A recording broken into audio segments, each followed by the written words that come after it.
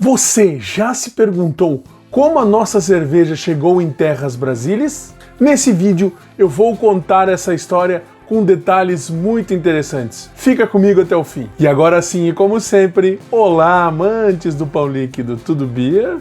Segundo relatórios da Brasil Quirim, publicado em 20 de dezembro de 2020, o Brasil é o terceiro maior produtor de cerveja do mundo. Porém, o Brasil é só o 30º em consumo. Pô, galera, vamos se puxar aí, né?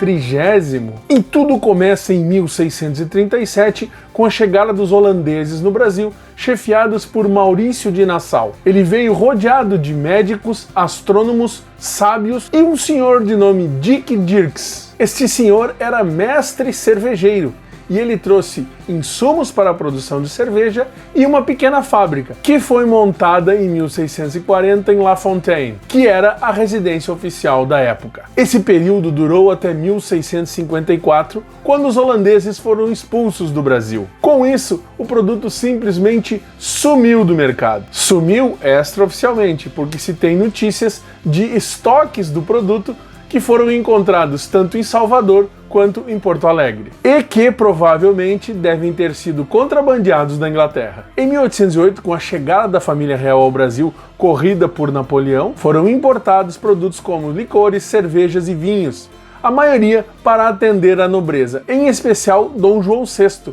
que sempre foi um grande amante do pão líquido. Até 1814 havia um monopólio da cerveja inglesa no Brasil. Porém, em 1870, com a abertura dos portos às nações amigas, outras nações puderam mandar seus produtos para cá, em especial a Alemanha. Porém, no final do século XIX, o governo simplesmente quadruplicou o imposto sobre os produtos importados, o que tornou inviável a vinda de cervejas importadas de qualquer nação do mundo. A produção de cerveja nessa época se dava de maneira artesanal e muito rudimentar. Imaginem ter que importar os insumos, não que hoje a gente não tenha que importar muita coisa, mas imagine importar com as restrições que se tinha e ainda sem a refrigeração para conservar, porque nessa época a refrigeração estava iniciando e ainda era muito cara. Toda a cerveja importada vinha em barricas. Depois, ela era fracionada em garrafas quando chegava ao Brasil. O que isso acabava acontecendo? Adulterações, como é até hoje, tanto por parte de quem fracionava, quanto por parte do intermediário que as vendiam. Havia também a importação de garrafas de cerveja feitas de grès. O grès é uma porcelana que vem do norte da Europa e que servia para atender às necessidades dos mais favorecidos. E as garrafas são tipo essa aí que você está vendo agora na imagem. Nos dias atuais, a cerveja que utiliza esse tipo de garrafa é a deliciosa Hertog-Jan, que é da Ambev. Ainda antes de 1850, surgiram as primeiras cervejarias artesanais no Brasil, no Rio de Janeiro, São Paulo e no Sul, mais precisamente Santa Catarina e Rio Grande do Sul, especialmente nas áreas que eram colonizadas por alemães. As primeiras cervejas em garrafa eram chamadas de cerveja barbante, porque dado o conhecimento rudimentar sobre carbonatação que se tinha na época, muitas cervejas não aguentavam a pressão interna e expeliam a rolha. Para tentar minimizar o risco disso acontecer, alguns produtores amarravam a rolha à garrafa da forma que você está vendo aí na foto.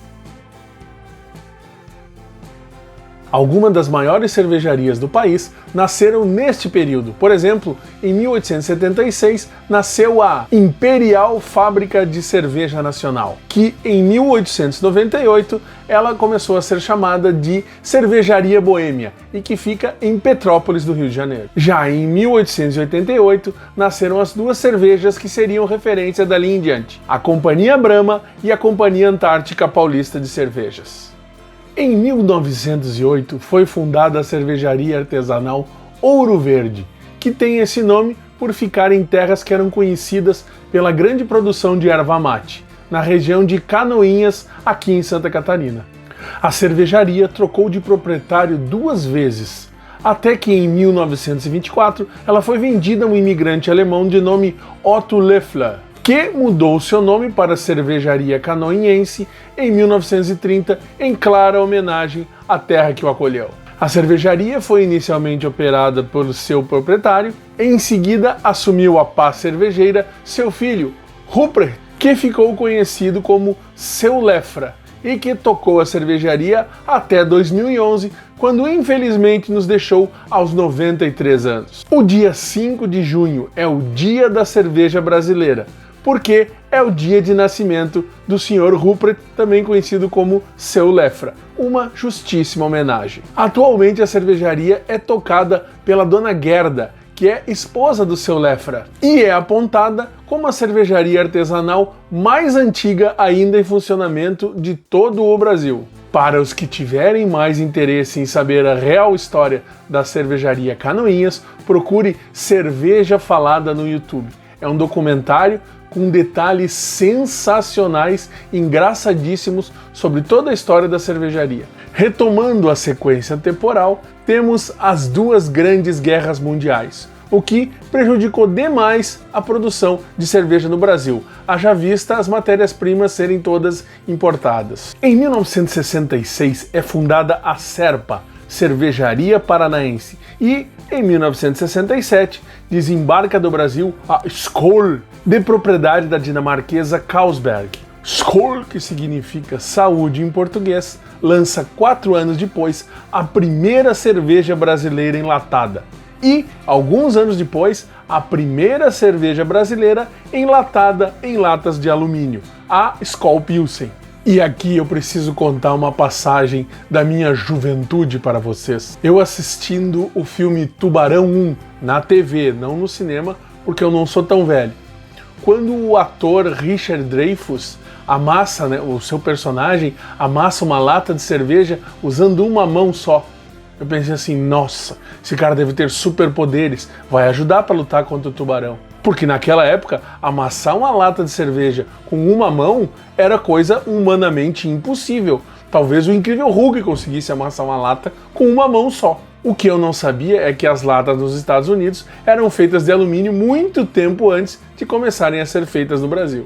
E chegamos aos anos 80. O país pega carona no renascimento mundial da cerveja artesanal, impulsionado principalmente pelas aventuras cervejísticas do beer hunter Michael Jackson, que se você assistiu o último vídeo que eu fiz, que está aqui nesse card, você sabe muito bem quem é. Nesta época aconteceu a abertura das primeiras microcervejarias artesanais. Além disso, as mulheres começaram a integrar o mercado de consumo de cervejas artesanais. Foram algumas das razões principais, existem outras que não cabe aqui ficar relatando para não demorar muito o vídeo, que impulsionaram esse boom da craft beer no Brasil. Dentre as cervejarias artesanais de maior porte, mesmo ainda sendo microcervejarias, merece destaque a Dado Beer, que foi inaugurada em 1995 em Porto Alegre, no Rio Grande do Sul, que ainda permanece independente das grandes, e a Colorado, fundada em 1996 em Ribeirão Preto, São Paulo, que foi adquirida em 2015 pela Bembev. Além dessas, também merecem ser citadas a Baden-Baden,